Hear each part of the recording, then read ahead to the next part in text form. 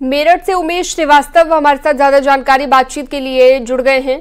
उमेश, कल हमने देखा कि मेरठ की धरती से जाटलैंड से खुद प्रधानमंत्री नरेंद्र मोदी की ओर से आगाज कर दिया गया, चुनावी शंखनाद कर दिया गया। मुख्यमंत्री भी यहां पर विपक्ष पर करारा वार करते हुए नजर आए और पश्चिमी उत्तर प्रदेश इसलिए भी जरूरी हो जाता है क्योंकि पहला जो चरण है उसमें पश्चिमी उत्तर प्रदेश की ही सीटों को लेकर वोटिंग होनी है। अभी क्या तस्वीर आप देख पा रहे हैं? जी देखिए, प्रधानमंत्री नरेंद्र मोदी ने पश्चिमी उत्तर प्रदेश की धरती से चुनावी शंखनाद कर दिया। कहते हैं कि पश्चिमी उत्तर प्रदेश से जो सियासी हवा बहती है वही पूरब तक जाती है। प्रधानमंत्री नरेंद्र मोदी ने एनडीए की एकजुटता का भी संदेश दिया।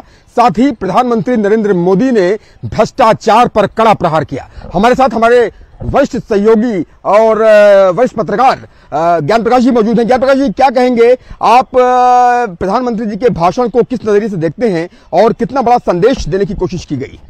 प्रधानमंत्री नरेंद्र मोदी ने दो संदेश दिए हैं। एक संदेश तो कहा है कि हम पूरी तरह से करप्शन को मिटा देंगे और जो करप्शन कर रहे हैं उनको हम सलाखों के पीछे भेजेंगे। दूसरा उन्होंने मैसेज दिया कि जो बेस्ट भी है, जो चरण सिंह की कर्म भूमि भी है और जो एक बहुत बड़ा वोट बैंक है उसको उन्होंने संभालने की कोशिश की और कहा भी कि जो भारत रत्न दिया गया है और जिस कारण से वहाँ पे बेस्ट यूपी के जो जाट मतदाता है और अदर मतदाता है वो प्रभावित होंगे। खासकर जयंत चौधरी जो मंच पे मौजूद थे वो इस बात पे काफी खुश नजर आए, लेकिन सबसे बड़ा जो फोकस था उनका वो था करप्शन को लेकर। उन्होंने बार बार उन्हें कहा कि जो लोग सलाखों के पीछे हैं वो करप्शन के कारण है, हम करप्शन को नहीं होने देंगे और हम ऐसे लोग के माफिया राज और भ्रष्टाचार के खिलाफ अभियान चलाएंगे। प्रधानमंत्री जी ने कहा कि ये मोदी है, छोड़ने वाला नहीं है। तो निश्चित तौर पर भ्रष्टाचार पर, करप्शन पर एक कड़ा प्रहार किया और एक मैसेज देने की कोशिश की कि भ्रष्टाचार किसी भी कीमत पर बर्दाश्त नहीं किया जाएगा। वो ये भी कहते हुए नजर आए कि एक तरफ भ्रष्टाचार हटाओ की बात हो रही है, दूसरी तरफ इंडी गठबंधन भ्रष्टाचार बचाओ की बात कर रहा है।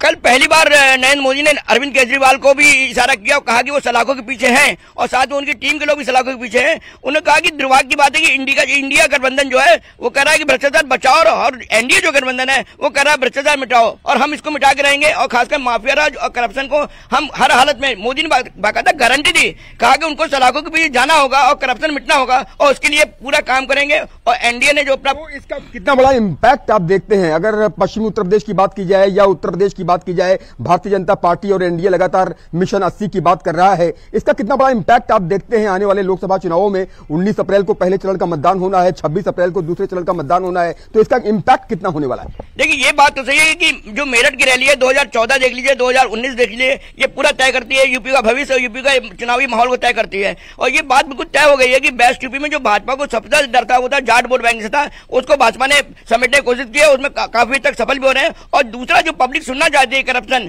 के खिलाफ कल जो जिस तरह से मोदी जी ने प्रहार किया और विद गारंटी प्रहार किया, भ्रष्टाचार के खिलाफ जो जीरो टॉलरेंस की नीति सरकार की ओर से अपनाई गई उसका भी यहाँ पर ये जिक्र करते हुए दिखाई दे रहे हैं।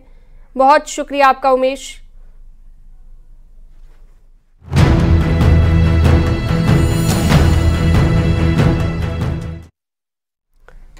तो दूसरी तरफ मेरठ में सीएम योगी ने भी विपक्ष पर करारा हमला बोला, करारा वार किया और कहा कि चुनाव माफिया राज वर्सेस कानून के बीच का राज है।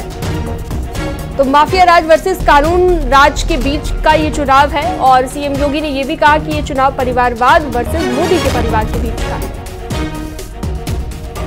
तो आज 3 जिलों का दौरा भी करने वाले हैं मुख्यमंत्री योगी आदित्यनाथ। हाथरस, बुलंदशहर और ग्रेटर नोएडा, इन तीनों जगहों पर प्रचार करते हुए आज आपको मुख्यमंत्री योगी आदित्यनाथ दिखाई देंगे। सबसे पहले सीएम हाथरस जाएंगे, उसके बाद बुलंदशहर और फिर ग्रेटर नोएडा।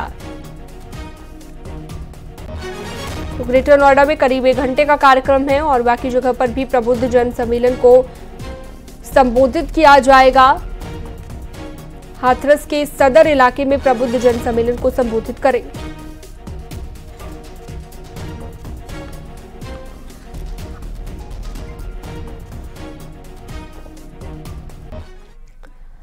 अब चर्चा पीएम मोदी के उस इंटरव्यू की करते हैं जिसकी लगातार चर्चा हो रही है। साउथ के एक निजी चैनल को दिए गए इंटरव्यू में पीएम मोदी ने राम मंदिर को लेकर बड़ी बातें कही है और कहा उन्होंने मंदिर में प्रधानमंत्री की हैसियत से नहीं बल्कि एक आम इंसान की तरह प्रवेश किया था।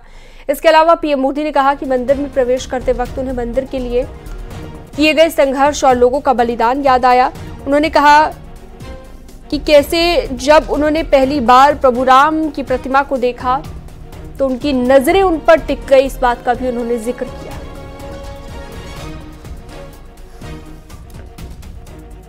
लेकिन मैं कुछ और अनुभव करने लगा और अगर वाइब फील करने लगा।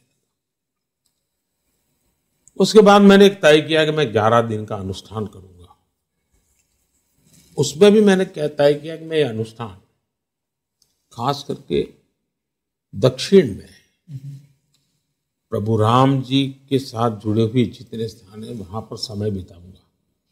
पार्टी का भी काम करूंगा, सरकार भी काम करूंगा, लेकिन मेरा बाकी समय मैं अपना स्पिरिचुअल एक्टिविटी में लगाऊंगा। और उस 11 दिन के अनुष्ठान में मैं एक प्रकार से पूरी तरह अंतर्मुख हो चुका था। मेरे मन में यही भाव था। और जब मैं अयोध्या पहुंचा, जब मैं एक एक कदम चल रहा था, मैं यही मेरे मन में मंथन चल रहा था कि मैं प्राइम मिनिस्टर हूं इसलिए यहां जा रहा हूं क्या,